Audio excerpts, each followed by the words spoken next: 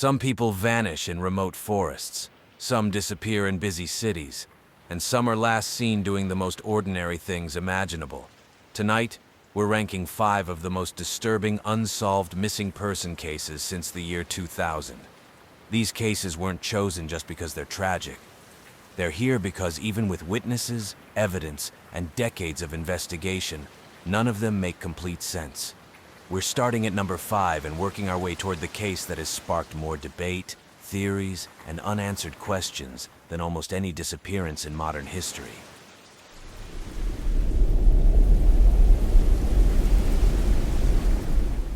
Brandon Swanson was 19 years old, a college student attending Minnesota West Community and Technical College. On May 14, 2008, Brandon was driving home after visiting friends in Canby, Minnesota. Sometime after midnight, Brandon took a wrong turn. On a rural gravel road, his car went into a ditch. Here's the first important detail. The crash was minor. The car wasn't destroyed. Brandon wasn't injured. He didn't sound panicked. In fact, he was calm enough to make phone calls and walk around. At around 1:15 a.m., Brandon called his parents, Brian and Annette Swanson, asking for help. He believed he was near the town of Lind, Minnesota. He told them he could see lights and decided to walk toward them while staying on the phone. This assumption was critical and completely wrong. For 47 minutes, Brandon stayed on the line. His parents could hear him walking through fields. At one point, he mentioned crossing fences. Later, he mentioned hearing running water. This detail becomes haunting in hindsight. The area Brandon was actually walking through contains the Yellow Medicine River, steep ravines, and uneven farmland. Extremely dangerous terrain at night, especially if you don't realize where you are. At approximately 2:30 a.m., Brandon suddenly said, "Oh shit." The phone line went dead. His parents immediately tried calling back. No answer. Police later located Brandon's car, but not where he thought it was. The vehicle was several miles from the town Brandon believed he was near. Massive searches followed. Volunteers, K-9 units, helicopters, and divers searched fields, waterways, and ravines. Nothing. No phone, no clothing, no confirmed remains. Over the years, theories have included accidental drowning, a fall into a ravine, or an encounter with something unseen in the darkness. What makes this case so chilling is that Brandon didn't slowly disappear over days or weeks. He vanished mid-conversation while actively walking, while someone was listening. The final question remains unanswered. What happened in the seconds after those last 2 words?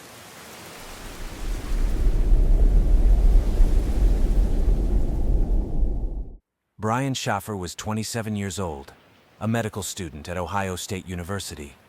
On March 31, 2006, he went out with friends to celebrate the beginning of spring break. They visited multiple bars before ending the night at the Ugly Tuna Saloona, a popular bar located in a busy college district above a food court. Security footage captured Brian entering the bar at 9:57 p.m. It never captured him leaving. As the night went on, Brian became separated from his friends. When the bar closed around 2 a.m., his friends assumed he had already left with other acquaintances. He hadn't. Police conducted an extensive investigation.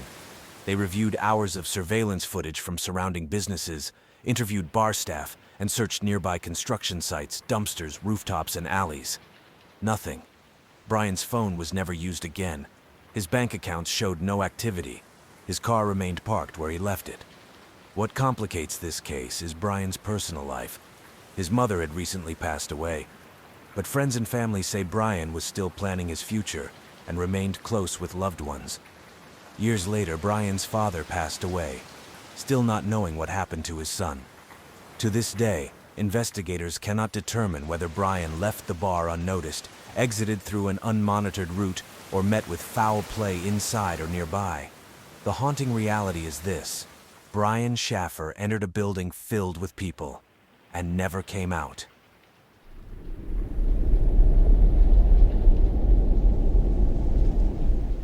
Jennifer Kesse was 24 years old, a successful finance professional living in Orlando, Florida. On January 24, 2006, she failed to show up for work. This was immediately alarming. Jennifer was known for being punctual and responsible.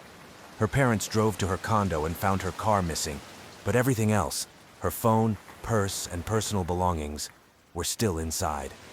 There were no signs of forced entry or struggle. Later that day, Jennifer's car was found abandoned roughly a mile away. Security cameras captured a person parking the car and walking away. But here's the detail that makes this case infamous. As the person walked past a fence, every frame where their face should have been visible was blocked by fence posts. Investigators later stated that the odds of this happening naturally were extremely low. At the time, Jennifer's condo complex was undergoing heavy construction. Workers came and went daily, some undocumented. Despite this, no suspect has ever been identified. Years later, Jennifer's parents sued to gain control of the case files after the investigation stalled. The question remains, how can someone be caught on camera committing a crime and still remain completely unidentified?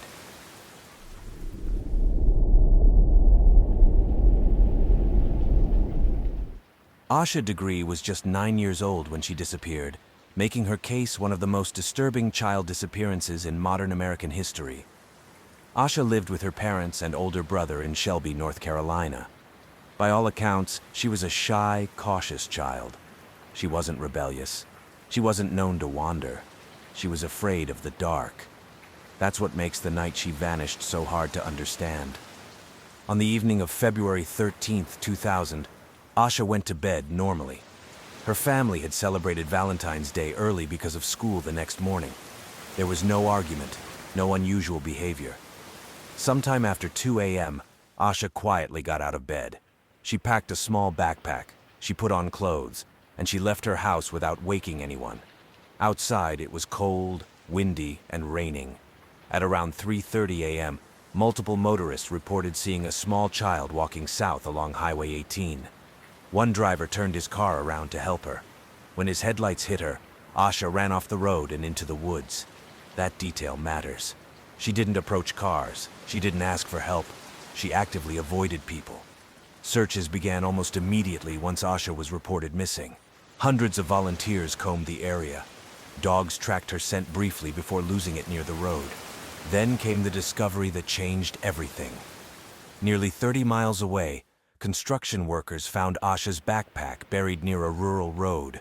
It was wrapped in 2 trash bags. Inside were items that raised serious questions. A Dr. Seuss library book, McElligot's Pool, a new Kids on the Block t-shirt that her family said did not belong to her personal items that suggested the bag had been deliberately packed and placed. Investigators believe the backpack was intentionally hidden. Over the years, authorities have explored multiple theories: that Asha was groomed by someone she trusted, that she was running toward a specific destination, that someone intercepted her after she left the road. What makes this case uniquely haunting is that Asha was seen alive multiple times, and yet no one was able to intervene. More than 2 decades later, the case remains open. Periodically, law enforcement announces new leads or renewed investigative efforts, but no definitive answers. The most terrifying question remains unanswered. What convinced a cautious 9-year-old to leave her home in the middle of the night during a storm and walk into the dark alone?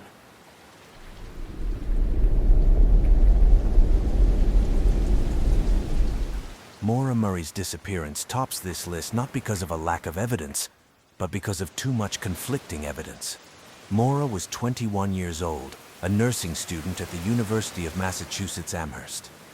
In the days leading up to her disappearance, Maura exhibited behavior that investigators still debate.